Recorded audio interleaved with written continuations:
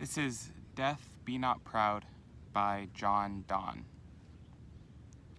Death, be not proud, though some have called thee mighty and dreadful, for thou art not so. For those whom thou think'st thou dost overthrow, die not, poor Death, nor yet canst thou kill me. From rest and sleep, which but thy pictures be, much pleasure, then from thee much more must flow.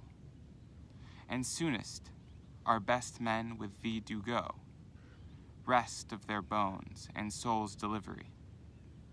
Thou art slave to fate, chance, kings, and desperate men, and dost with poison, war, and sickness dwell. And poppy or charms can make us sleep as well. And better than thy stroke, why swellest thou then? One short sleep past, we wake eternally, and death shall be no more. Death, thou shalt die. John Donne was a metaphysical poet from the mid-16th century to the early 17th century, and he was known as a metaphysical poet because a lot of his work centered around his faith and spirituality.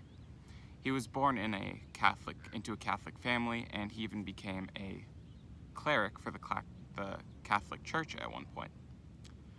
And this poem really highlights that because he is personifying death and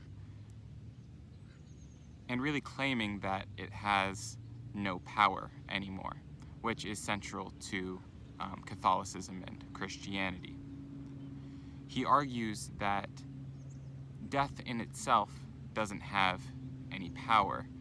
It is just a rest or a sleep or a reprieve from the hardships of life. He argues that death in itself isn't what we should be afraid of, but the things that prompt it in the first place, I suppose. He says that death has no power outside of fate, chance, kings, desperate men, poison, war, and sickness. Those are the things that end our lives, but once we get to death, it doesn't really matter. It's all just rest and sleep, as he says in line 5.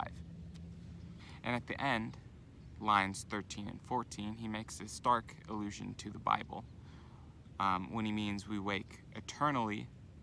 Death shall be no more, death thou shalt die.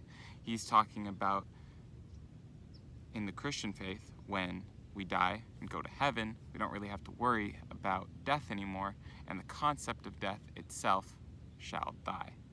The concept of death being defeated or becoming obsolete is explicitly stated many times in the Bible, such as the passage 2 Timothy 1:10, where Timothy basically says that Jesus conquered death and brought life eternal, which is exactly the picture that John Donne paints at the end of this poem.